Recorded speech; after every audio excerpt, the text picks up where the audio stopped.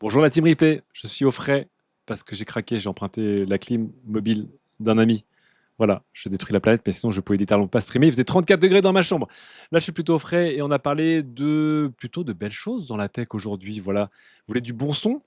J'ai un truc pour vous. Vous voulez de la belle image? J'ai un truc pour vous. Vous voulez des belles voitures? J'ai deux trucs pour vous. Et vous voulez un joli rassemblement entre personnes très puissantes qui ne devraient jamais se rassembler ensemble pour discuter de choses comme la Troisième Guerre mondiale ou comment construire un culte. Et j'ai aussi quelque chose pour vous. Bon visionnage.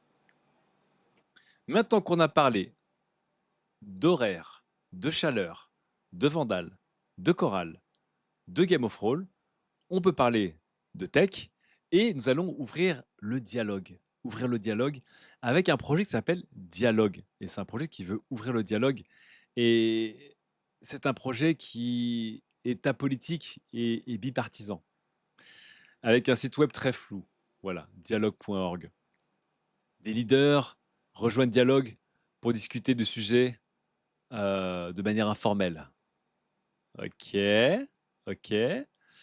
Le site, on peut cliquer sur rien. Ok, bon.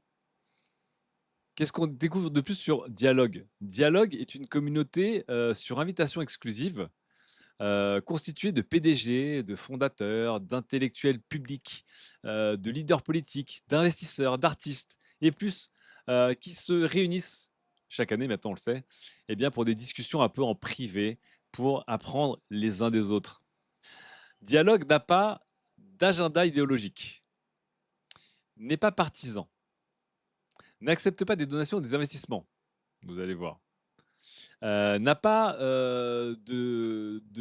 comment dire, de discours, de workshop et autres. N'a pas de capture, d'enregistrement des conversations qui sont tenues là-bas, n'est pas dans la promotion de soi. Si vous voulez être invité dans Dialogue, ça c'est la fin du message, accomplissez quelque chose d'incroyable dans votre vie et ensuite faites en sorte que quelqu'un qui est chez Dialogue vous nomme. Et Dialogue, du coup, est un peu passé sous le radar, sauf que Dialogue, c'est une organisation qui a déjà 20 ans. Elle a été fondée en 2006 par Pierre Thiel. Voilà, Pierre Thiel, qui n'est pas un fabricant de spécialités de la ville de Sète. Hein, les connaisseurs sauront de quoi je parle. Mais c'est évidemment Peter Thiel. C'est en train d'hurler en bas de chez moi, là. Donnez-moi 2 secondes, c'est en train d'hurler en bas de chez moi. Je vais voir s'il y a rien de grave qui se passe. Je vous laisse avec ceci, avec la liste des gens sont rendus à Dialogue, Dialogue 2006. Attends, je vais juste voir s'il n'y a pas un truc grave qui se passe. J'arrive tout de suite. Ok, ça a l'air d'aller. Ah, je vous jure. Alors, voici toutes les personnes qui ont été se rendre bien, à cette petite retraite, les gens. On parle de Ted Cruz, gouverneur du Texas. On parle de Scooter Brown, producteur de musique et harceleur, bref. Voilà, on parle de Joseph Gordon-Levitt. On parle de plein, plein, plein de gens connus qui se sont rendus eh bien, à cette conférence. Voilà. Et on en sait un peu plus grâce eh bien, à ce ou cette journaliste hackereuse qui s'appelle Maya Arson Krim, qui est évidemment un pseudo et qui a réussi à récupérer eh bien, des informations sur Dialogue et sur comment ça s'est passé et qui s'y est rendu. C'est assez drôle puisque du coup, Wired a enquêté dessus. C'est repris par Futurisme. Je vous mets le lien de Futurisme parce que Wired est derrière un paywall et je ne peux pas vous partager l'article de Wired. Et du coup, c'est très très drôle si encore une fois, il n'y avait pas des vraies questions, les gens, de déontologie et de conflit d'intérêts, puisque dans ces petites retraites, donc Dialogue 2026 s'est passé en Irlande, dans un lieu secret, etc. Dans ces petites retraites, en fait, du coup, se rencontrent et discutent des gens d'horizons très différents, mais se rencontrent et discutent aussi notamment eh bien, des lobbyistes, des généraux, des constructeurs d'armes, des PDG de la tech, des hommes politiques et des femmes politiques en activité, avec des gens avec qui ils ne sont pas du tout censés traîner, ou en tout cas, surtout quand vous faites partie de la fonction publique, devez un peu normalement dire ce que vous faites de manière formelle. Et c'est pas un week-end entre amis, dialogue. Et est-ce que c'est similaire au Rotary Club? C'est peut-être un peu plus costaud là-dessus, parce qu'évidemment, les dîners parisiens ou les salons, comme on les appelait, donc qui étaient une sorte de lieux d'échange intellectuel et de networking de gens de la haute, il n'y a pas besoin d'être complotiste pour dire que ça a toujours existé. et ça existera toujours, là, il y a pas de souci.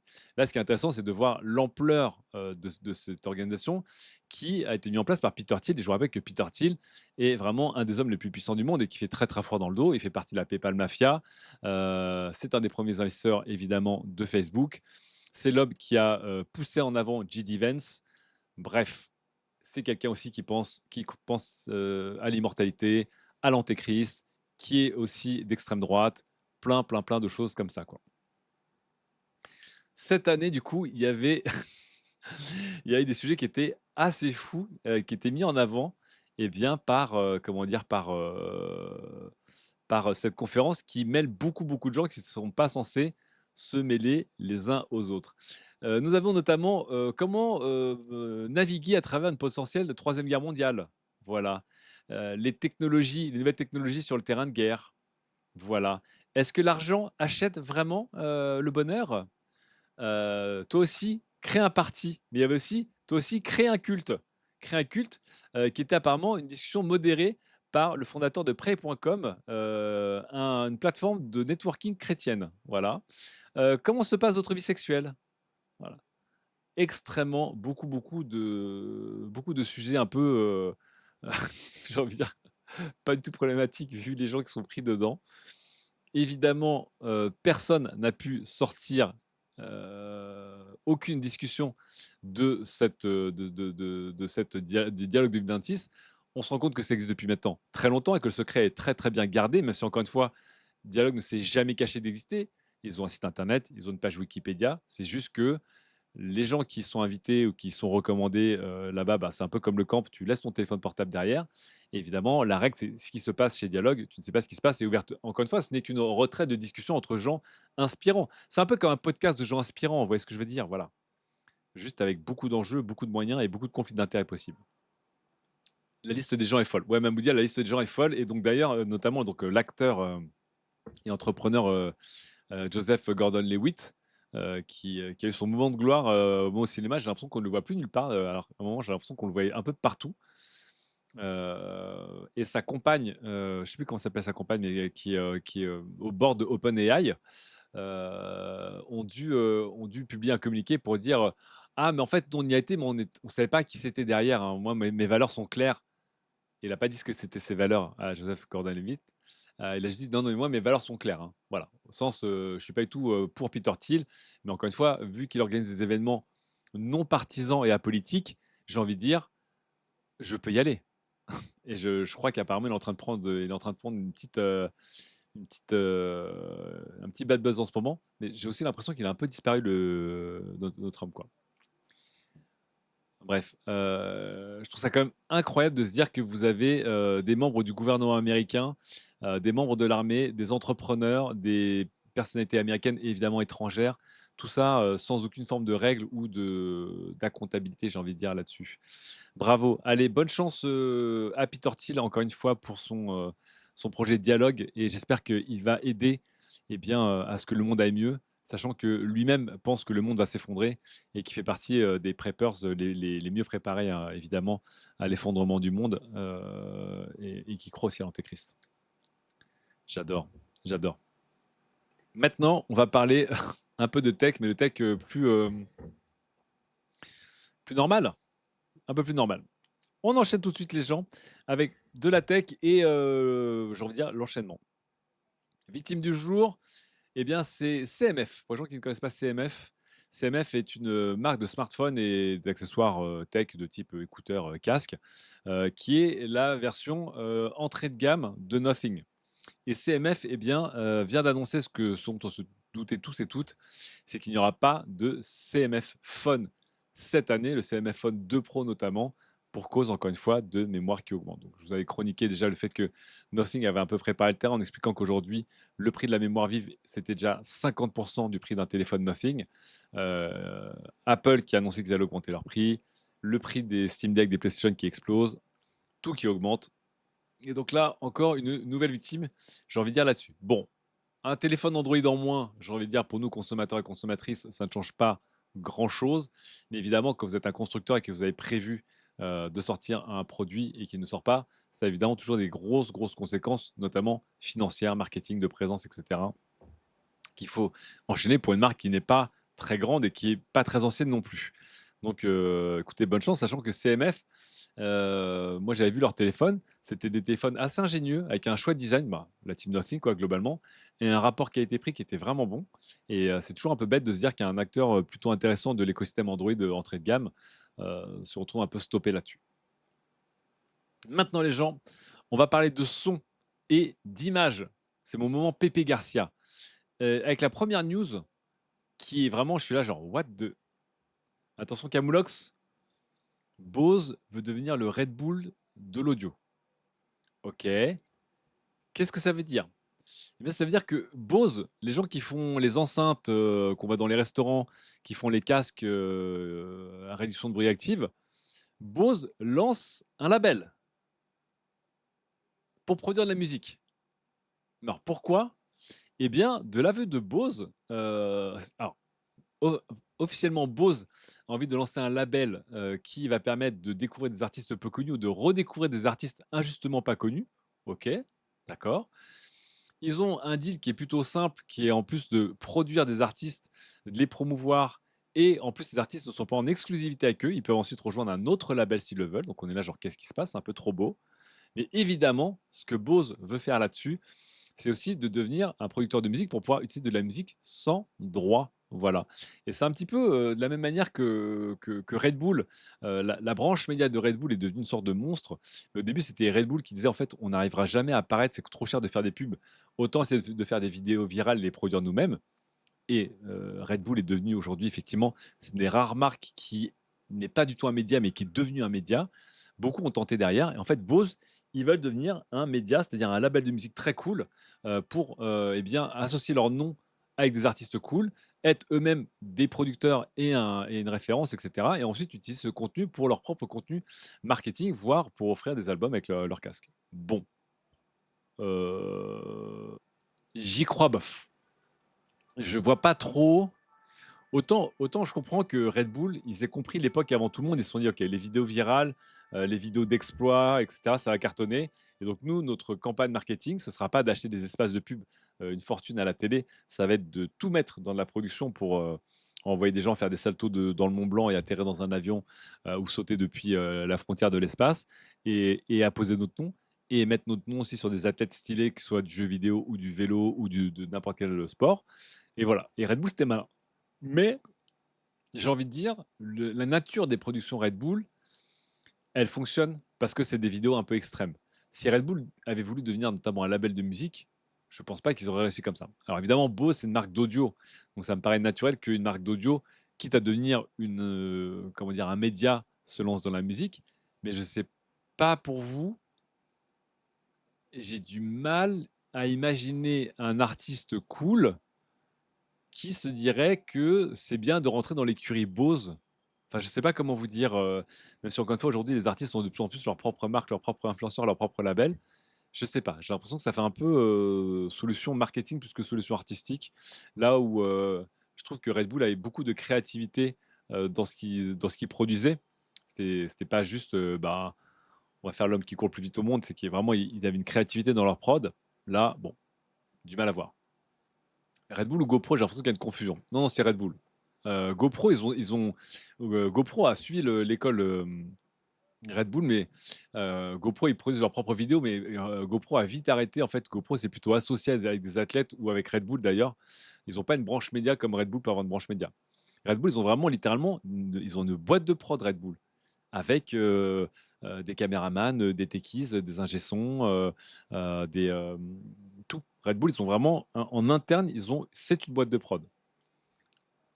GoPro, une boîte qui a beaucoup surfé aussi sur cette idée de faire des vidéos virales, d'autres sont plus ou moins associés, mais il y a rien qui approche de ce qu'était Red Bull. Avant, c'était Beats, non. Non, Beats n'a jamais rien produit. Beats a toujours fait du sponsoring très malin et pendant un moment, c'était cool d'avoir des casques Beats sur les oreilles, à la grande époque de, je sais pas moi, Neymar et Drake, voilà. Mais Beats n'a jamais tenté de devenir réellement un média. Après, Beats a été racheté par Apple. Apple est lui-même aussi une boîte qui est un média, quoi.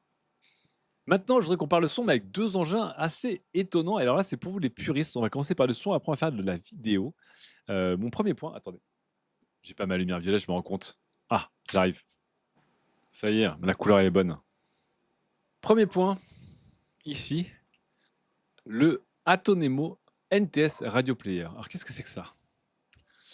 Eh bien, NTS est une station de radio assez pointue. Et ils ont conçu, avec la marque Atonemo, un lecteur de radio que je trouve super, super, super intéressant. Alors évidemment, c'est un objet qui est un objet du kiff, hein, qui est plutôt un cadeau. En gros, le radio player de chez Atonemo, il a plusieurs avantages. Le premier, c'est qu'il a une manière de vous faire découvrir la musique que je trouve vraiment intéressante.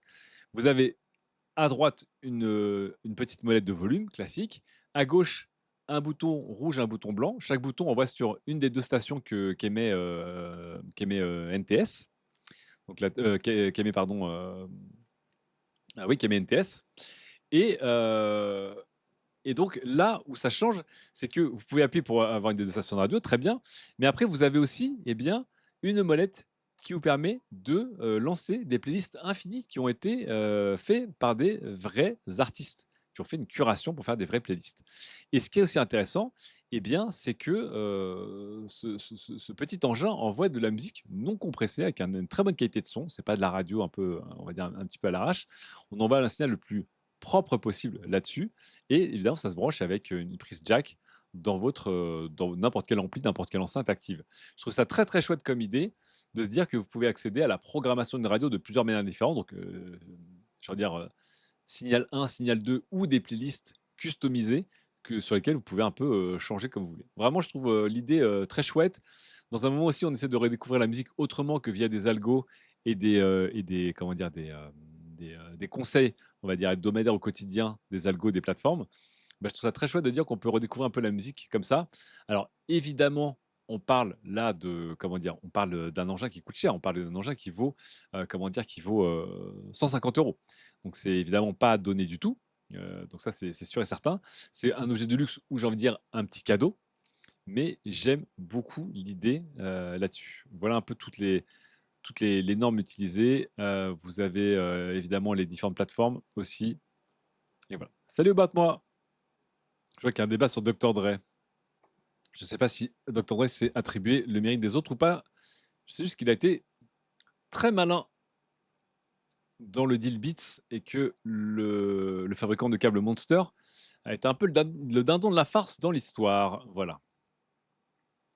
Deuxième engin que je ne connaissais pas et qui coûte un peu plus cher, parce que là on parle déjà de 150 € pour écouter de manière stylée, thématique, une radio un peu pointue. Voici maintenant un autre produit que je ne connaissais pas mais qui existe depuis longtemps aussi. Il s'appelle le Calidé Escape. Donc c'est pas le kaléidoscope, c'est Calidé Escape. Et qu'est-ce que c'est? Eh bien, c'est un boîtier avec du stockage qui est branché avec un service qui vous permet de récupérer un flux parfait de la part des studios de films hollywoodiens. Alors, ça dépend évidemment du catalogue. Bonjour tout le monde qui nous rejoignez actuellement. Pour ce boîtier qui est un peu à l'ancienne. Mais l'idée ici, c'est que vous avez des fichiers protégés, etc., mais qui sont sourcés directement depuis les studios et qui vous envoient un signal parfait, non compressé. Le débit est encore supérieur au Blu-ray, pour vous donner une idée. Et évidemment, du coup, on a des années-lumière des solutions de streaming qui ont des débits qui sont vraiment très faibles, hein. On parle souvent de quelque chose comme du 20 mégabits seconde pour la plupart des plateformes quand elles font plus ou moins la 4K. Ici, on parle d'un débit qui est 6 à 8 fois supérieur, si je ne m'abuse, et avec un accès direct depuis les studios. C'est comme si vous avez une sorte de clean feed, en fait, même si ce n'est pas du streaming là-dessus. Vous voyez que ça coûte très cher. On a pour 3000 balles pour ce petit boîtier qui vous permet d'avoir donc de l'audio sans perte, de la 4K non compressée, enfin très peu compressée ou pas compressée, et évidemment accès ensuite au catalogue. Et voilà. Vous voyez qu'il y a des produits encore plus costauds. Voilà, ici avec encore plus j'ai envie de dire, de stockage ou de possibilités. Et après, je ne sais pas comment ça se passe pour, je sais pas comment ça se passe pour acheter des films ou pas, en fait. Je sais pas si quelqu'un a déjà. Ah, vous n'avez pas la scène. Ah, désolé. Ben, je vous remets la scène. Je vous la remets ici, la scène. Hop, désolé. Donc je vous la refais. Quelle idée Escape? vend des lecteurs et des serveurs audio et vidéo de très haute qualité et qui vous permettent d'accéder, de stocker chez vous des fichiers qui viennent directement des studios, sans compression, avec une qualité, un débit qui est souvent même supérieur au Blu-ray lui-même, donc à des années-lumière de ce que Netflix ou Prime Video ou Apple TV ou Disney+ peuvent vous filer en streaming. Là, on doit vraiment être dans le puriste pur et dur parce que vous voyez quand même qu'on est sur le petit boîtier là, il est à 3 000 $ pour un petit boîtier avec 480 gigas de stockage, qui vous permet d'accéder à peut-être 3-4 films grand max en simultané. Et derrière, vous voyez qu'il y a pas grand-chose puisque vous avez vraiment, une prise USB, une prise RJ45, une prise, audio et une prise, HDMI et basta. De qui dit: «J'imagine que c'est comme les projecteurs de cinéma, on leur envoie un fichier non compressé avec un lock particulier qui permet de limiter le nombre de vues comme le DRM». Oui, les fichiers sont sous DRM et sécurisés, c'est sûr et certain. Heu, Là-dessus, il y a pas de souci. Mais je ne savais pas si c'était sur, abonnement ou si c'était, comment dire? Si c'était dans le prix des lecteurs, en fait. On avait accès à tout le catalogue dans le prix des lecteurs. Je trouve ça assez fou, quoi. Donc le Kaleidoscope Movie Store, je vais voir où est-ce qu'on accède au Kaleidoscope Movie Store? Il est là, le voilà. D'accord, donc quand vous dépensez nos dieux moi, vous avez dans votre portefeuille, c'est un peu la même chose. OK. Quoi? J'ai même pas le droit d'y aller? Oh, faut que je prenne un VPN pour aller voir. C'est nul. Si quelqu'un veut bien aller voir pour moi, je serais curieux. Du coup, je voulais le partager avec Pépé Garcia. Je sais pas s'il connaissait ce genre d'engin. Mais si vous êtes vraiment puriste, puriste, j'ai trouvé le meilleur des 2 mondes parce que souvent maintenant les puristes disent: «Bah, j'achète les Blu-ray parce que la qualité des Blu-ray, le débit d'image est bien supérieur à ce que m'offrent les plateformes de streaming». Mais là, vous avez le meilleur des 2 mondes puisque vous allez le dématérialiser plus, le fichier le plus velu possible et imaginable. Donc voilà. Ouais, tu peux mettre le petit lien du how to, il y a pas de souci about moi. Donc là, le petit, serveur ici, il permet de streamer 25 films en même temps. OK. Et là, vous avez l'interface. Je connaissais pas. Quelqu'un connaissait Khalid Escape ou pas? Moi, je connaissais pas du tout. Qu'est-ce qui est livré dans mon achat de matériel Khalid Escape?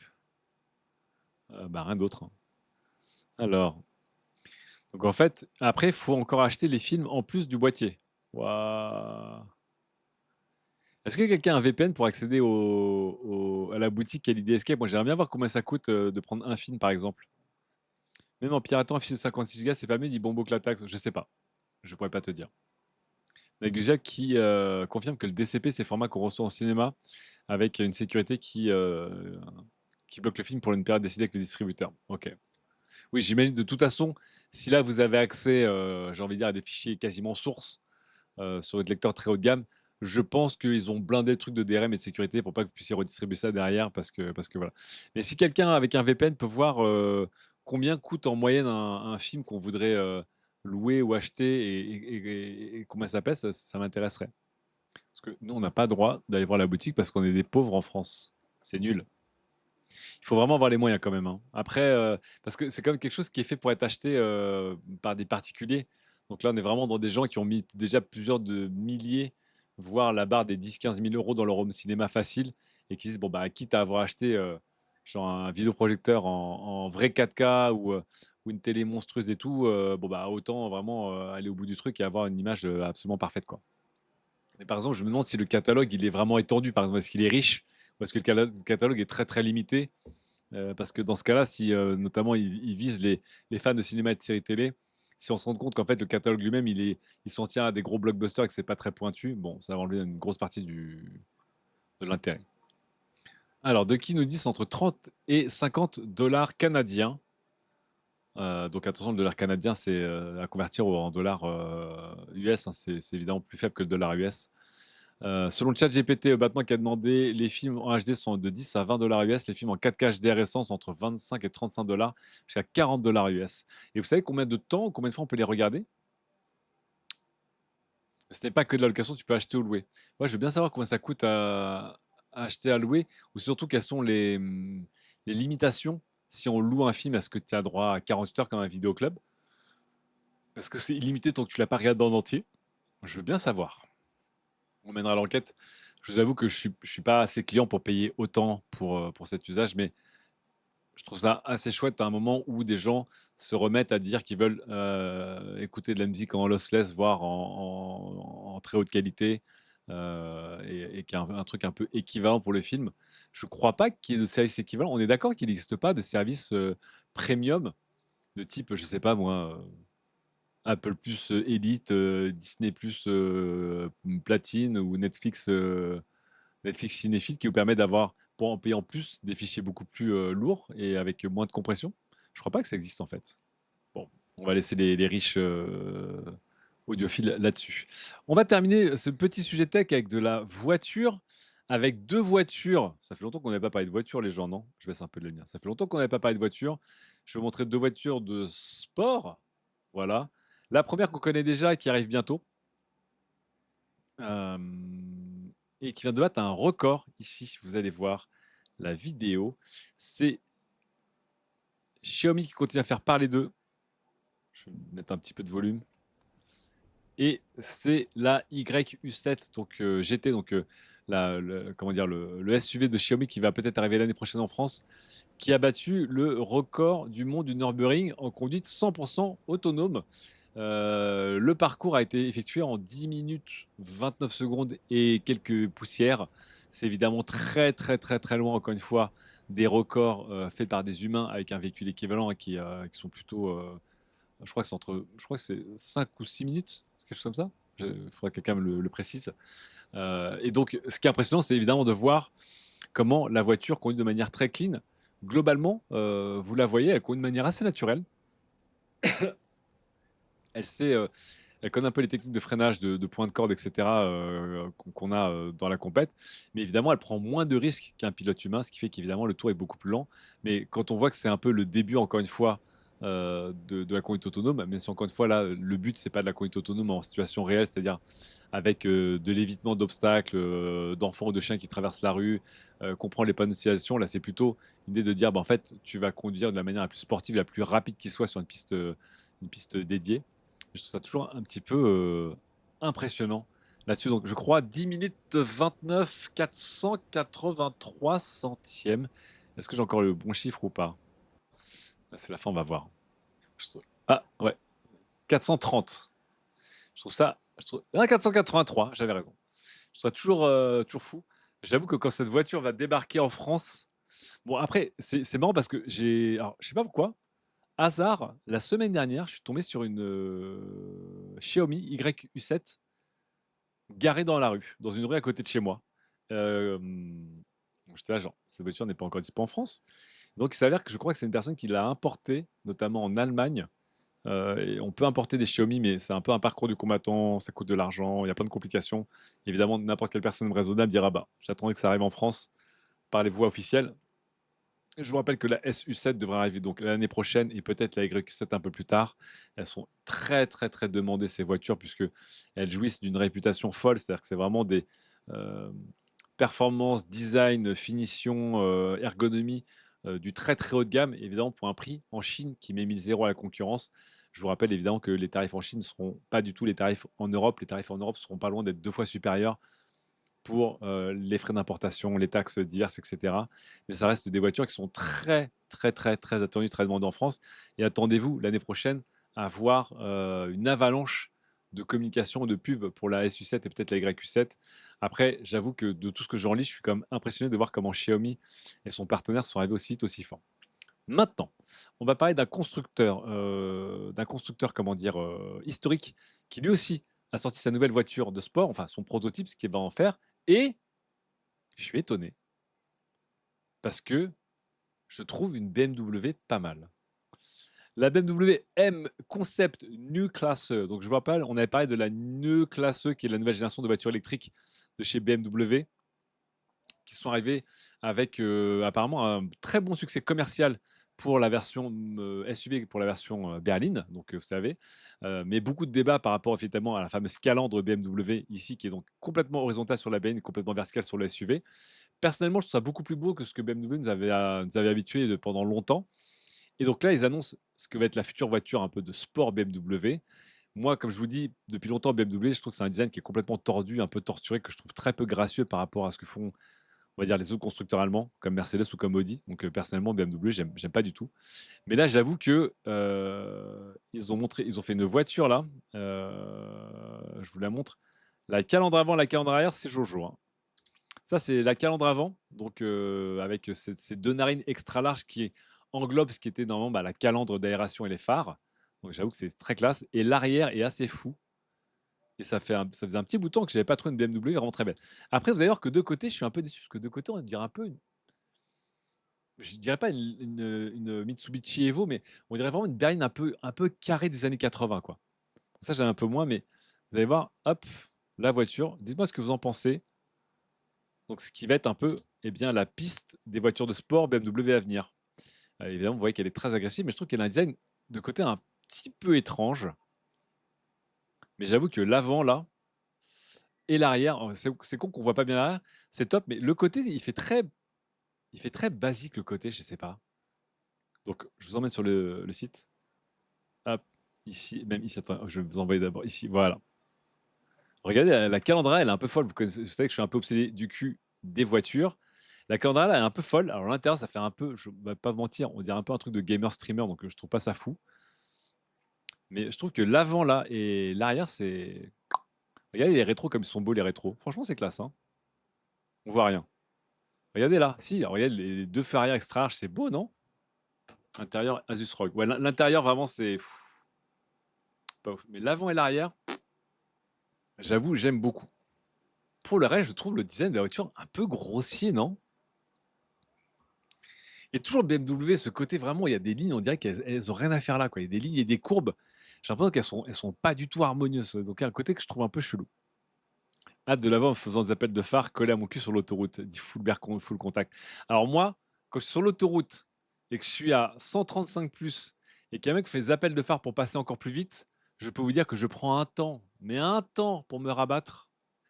Parce qu'en général, en plus, ce genre de personnes, je vois très bien qu'elles arrivent et qu'en général, elles se disent, je suis assez costaud pour que les gens s'écartent sur mon passage direct. Et en fait, quand ils arrivent et qu'ils voient que toi, tu bouges pas et qu'ils doivent vraiment freiner un petit peu, se mettre à ta hauteur, te faire des appels de phare pour dire «Ah, laisse-moi passer!» Je suis là sur mon petit 136, 137 parce que moi-même, je suis en train de dépasser. Je regarde et je prends un temps infini à me rabattre. Elle fait un peu muscle car américaine. Ouais, je suis assez d'accord avec vous. Elle fait un peu bourrine de côté, quoi. Je sais pas trop quoi en penser. Je dis juste bravo à l'arrière et à l'avant où il y a une vraie, il y a une vraie, il y a une vraie empreinte. Après, je pense que c'est ce côté, le passage de roue arrière ultra élargi qui la rend un peu, difforme, mais voilà, quoi. Ah, je vois dans le chat qu'on est plusieurs à faire rager, les pilotes du dimanche. Bravo, bravo. Ah, ils sont foudrage, hein.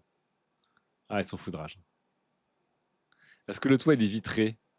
Ouais, ouais, le toit était vitré. Il y a une posture, moi, on voit le toit vitré, je sais plus où. Attendez, j'ai le site de presse français, là, je mets le lien. Hop. Et sur le site de presse français, ouais, il y a le toit vitré, quoi. Ah non, il est pas vitré. Autant pour moi. C'est juste bicolore. J'aime bien les couleurs BMW M là à l'arrière, là, sur l'arrière du toit, là. C'est pas mal. Bref, voilà pour les voitures. Qu'est-ce qu'on vote, les gens, alors? On est Xiaomi ou on est BMW? Je vous laisse voter dans le chat. Je lance un petit vote dans le chat. Alors, qu'est-ce que ça a donné le sondage? Alors, dans le sondage, léger avantage, eh bien, les gens pour. Ah! Ah!